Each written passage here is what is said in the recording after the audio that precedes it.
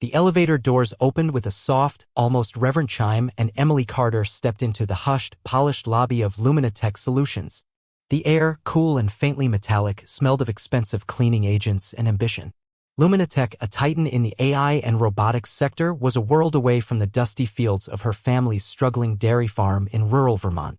Emily clutched her worn leather folder against her chest, the edges smoothed by countless hours of studying under the dim glow of an old barn lamp. Her fingers, calloused from years of mending fences and hauling feed, trembled almost imperceptibly. She didn't belong here, not according to the whispers she'd overheard at her modest state university, nor the dismissive glances she'd caught from other impeccably dressed candidates in the waiting area. She smoothed the lapels of her grandmother's tweed blazer, a garment that felt both comforting and profoundly out of place amidst the sleek, minimalist decor. Taking a deep, fortifying breath, she approached the reception desk. The receptionist, a woman with hair sculpted into an improbable architectural bob, gave Emily a quick, assessing glance, her perfectly manicured eyebrow arching. "You're here for the junior AI architect interview?" she inquired, her voice a cool, practiced melody. "Yes," Emily replied, her voice steady despite the tremor in her hands. "Emily Carter."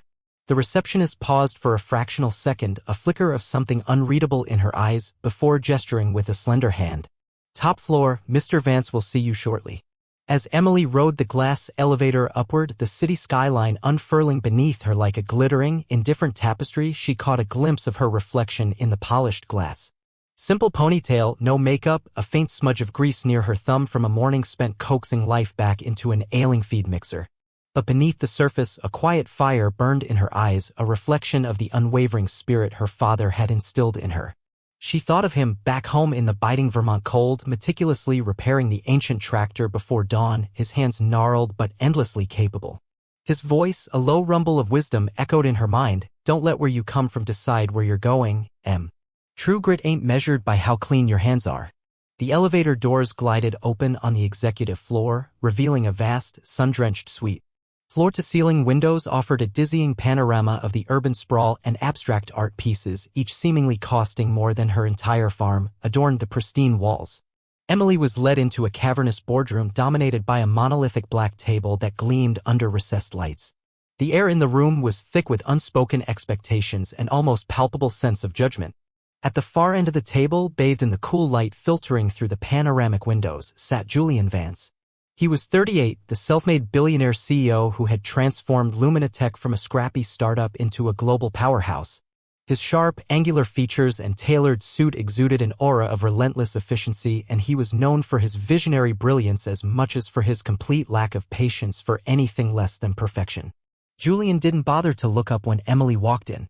His gaze remained fixed on the glowing screen of his tablet, his fingers occasionally tapping with an impatient rhythm. "Carter." "Emily Carter," he finally murmured, his voice a low, resonant baritone that filled the silent room. He flipped through her digital resume, a faint frown creasing his brow. "Let's see. Grew up on a dairy farm. No Ivy League, local state university. Worked part-time through college. Wait." His voice slowed, a hint of incredulity creeping in. You developed an agricultural resource optimization algorithm during your final year? An open-source system for crop rotation and livestock management." Emily felt a familiar flush creep up her neck, but she held his gaze. "Yes, sir.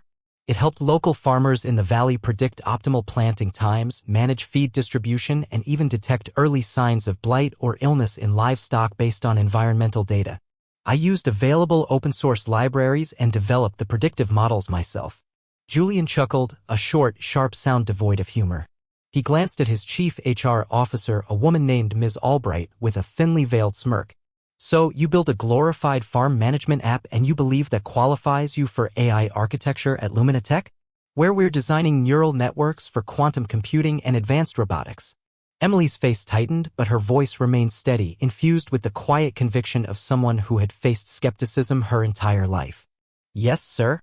I believe the core of true innovation lies in solving real-world problems, no matter how humble their origin. The principles of data analysis, predictive modeling, and efficient resource allocation are universal." Julian leaned back in his ergonomic chair, folding his arms across his chest. His eyes, cold and assessing, swept over her. "Tell me something, Miss Carter. Do you know how many graduates from MIT, Stanford, and Caltech apply for positions like this every single day?" Do you honestly think coming from a dairy farm in Vermont gives you any edge here? Or is it simply a quaint anecdote? A heavy silence descended upon the room. Ms. Albright bit her lip, her gaze darting between Emily and Julian. The other HR managers shifted uncomfortably.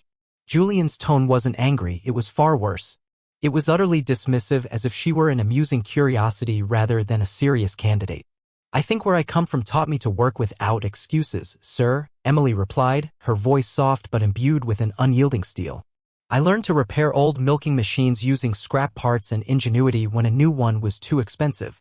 I taught myself advanced coding languages after finishing barn chores, often by the light of a single bulb. My solutions might appear simple on the surface, but they are robust, efficient, and, most importantly, they work. They solve problems for people who desperately need them solved. The room remained quiet, the weight of her words hanging in the air. Julian's expression, for the first time, shifted from dismissiveness to a flicker of genuine, albeit reluctant, intrigue. He slowly stood up, circling the table. All right, Miss Carter. You've got 15 minutes. There's a coding station over there. He gestured to a sleek workstation in the corner of the room, its screen displaying a complex algorithmic problem. Solve the prompt on the screen. Let's see what a farmer's daughter can truly do. Emily walked to the desk, her footsteps echoing in the silence. She sat down, her fingers brushing the cool, unfamiliar keyboard. She read the algorithm problem. It was a complex optimization challenge designed to stump even seasoned developers, requiring a deep understanding of recursive functions and data structures. It was tough, yes, but she'd wrestled with harder problems that meant the difference between her family keeping their farm or losing it. She took a deep breath, letting the familiar rhythm of logical thought take over. Her fingers began to fly across the keys, a blur of focused motion. Her heart pounded, not from fear, but from the exhilarating rush of concentration. Behind her, Julian and the HR team watched, their initial skepticism slowly giving way to a grudging fascination. Emily didn't pause, didn't hesitate. She typed with a fluid, intuitive grace, her mind already several steps ahead of her fingers. In exactly 12 minutes and 37 seconds, she stopped. She leaned back, a faint flush on her cheeks, and looked at the screen. The code was clean, elegant, and efficient. It's done, she said, her voice a little breathless but firm. Julian walked over, his usual brisk pace replaced by a hesitant stride. He scanned the screen, his expression changing subtly at first, then visibly. He scrolled through the lines of code, his brow furrowed in concentration. He double-checked the logic, his lips moving silently as he traced the flow of the algorithm. Finally, he ran the test. The execution was instantaneous. The output was flawless. More than that, the code was remarkably optimized, running significantly faster than their internal benchmarks for similar problems. It wasn't just correct, it was brilliant. He looked at her, his eyes wide with a mixture of shock and dawning realization. Did someone help you with this, Miss Carter? He asked, his voice rough with disbelief. Emily shook her head, a small, defiant smile playing on her lips. No, sir. I've done similar work before. Back home. He stared at her for a long, silent moment, his meticulously constructed world of Ivy League credentials and corporate prestige visibly rattling. Then he turned to the others in the room, his voice still low but now laced with a new urgency. We're done here. Thank you, Emily. His tone was different this time, no longer dismissive but tinged with something akin to respect. Emily nodded, trying to keep her surging emotions, a mix of triumph and residual disappointment, hidden. As she turned to leave, she heard Julian whisper urgently to Ms. Albright, his voice barely audible. Run a full background check on AgriOptimize. If it's really her, call me immediately. Find everything you can. Emily walked toward the elevator, the quiet hum of the building a stark contrast to the buzzing in her ears. She was unaware that she had just, in those fleeting minutes, shaken the very foundations of a multi-billion-dollar company simply by staying true to who she was. She didn't expect a call back, not after the way Julian Vance had initially mocked her, not after the thinly veiled contempt. She'd seen that look before, heard those words. It was the reason she'd almost given up on a tech career, choosing instead to apply her skills to help her community. But the next morning, as she helped her father unload heavy bales of hay into the barn, her phone buzzed. It was an unfamiliar number. Miss Carter? A crisp, professional voice inquired. This is Ms. Albright from LuminaTech Solutions. Mr. Vance would like to schedule a follow-up meeting. This afternoon. Can you be at LuminaTech by 2 p.m.? Emily hesitated, wiping sweat and hay dust from her brow with the back of her hand. Her father, sensing the shift in her demeanor, paused his work and looked at her, his expression a mixture of concern and quiet expectation. Yes, Emily finally said, her voice firmer than she expected. Yes, I'll be there. 2 hours later, she walked into the same opulent boardroom. This time, Julian Vance was already standing, waiting for her. The arrogance, the dismissive smirk, the air of casual superiority, all were gone. In their place was something entirely different, a profound curiosity, a dawning respect, and a hint of something that looked suspiciously like humility. Miss Carter, he began, his voice devoid of ceremony, I owe you an apology. Emily blinked, genuinely surprised. Excuse me. Julian walked slowly to the head of the table, his gaze fixed on her. I looked into AgriOptimize, the open-source agricultural management system that's quietly transforming small farms across the Midwest and even gaining traction in parts of Europe. You built that. All of it. From the ground up. Without funding, without a team, without a public relations machine. Yes, Emily admitted, a faint blush returning to her cheeks. I didn't have the capital for patents or aggressive marketing. It was just a passion project, something to help my community. I just shared it online, hoped it would be useful. Julian shook his head slowly, a look of genuine disbelief on his face. You could have sold that system for millions, potentially tens of millions, given its scalability and impact. It's a disruptive technology, Miss Carter. Emily shrugged, the worn tweed blazer feeling suddenly lighter on her shoulders. That wasn't the point, sir. My dad always says if you can fix something that genuinely helps people, especially those struggling, you should. Not everything has to be about profit or personal gain. That simple statement, delivered with quiet conviction, silenced the room more effectively than any corporate pronouncement could have. The HR team exchanged wide-eyed glances. Julian Vance, the ruthless billionaire, simply stared at her, a profound realization dawning in his eyes. He walked around the table, his movements deliberate, and placed a sleek, leather-bound contract in front of her.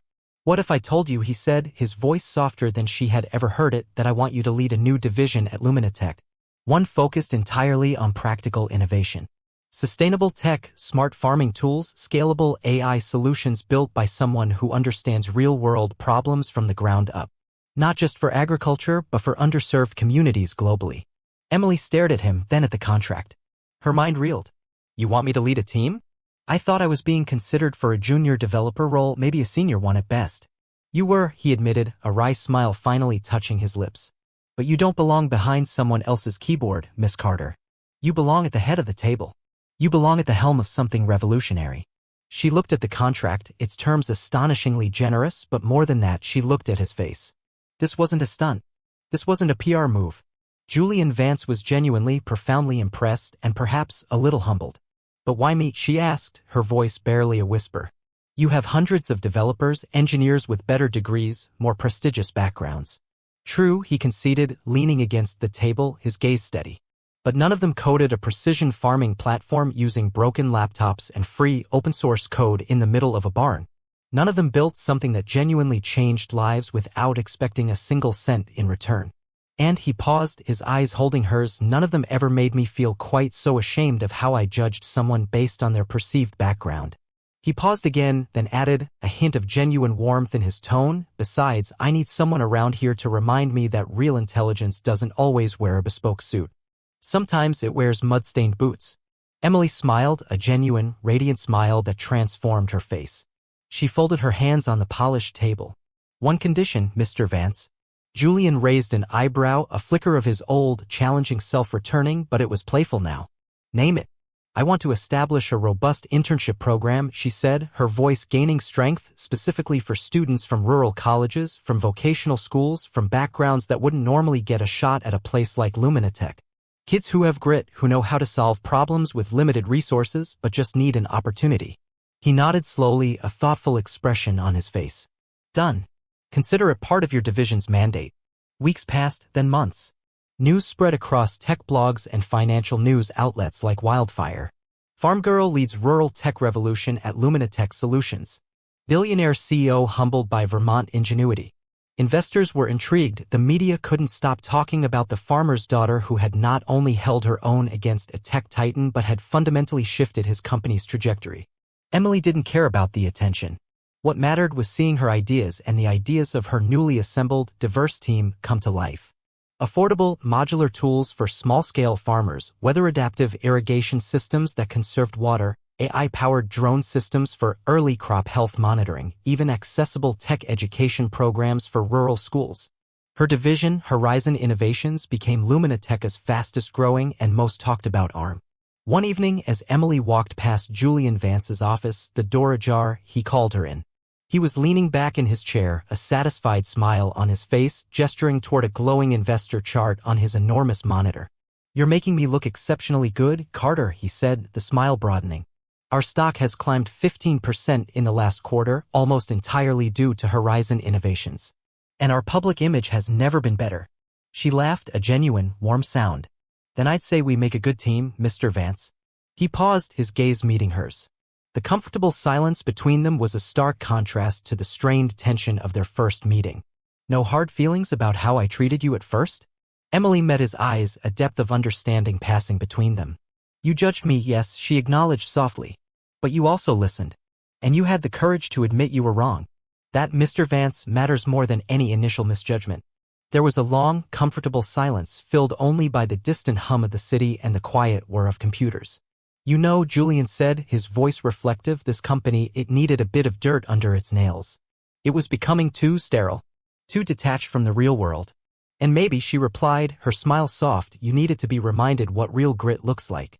That innovation isn't just about the biggest budget or the most prestigious degree, but about a willingness to get your hands dirty and solve problems for people who truly need it."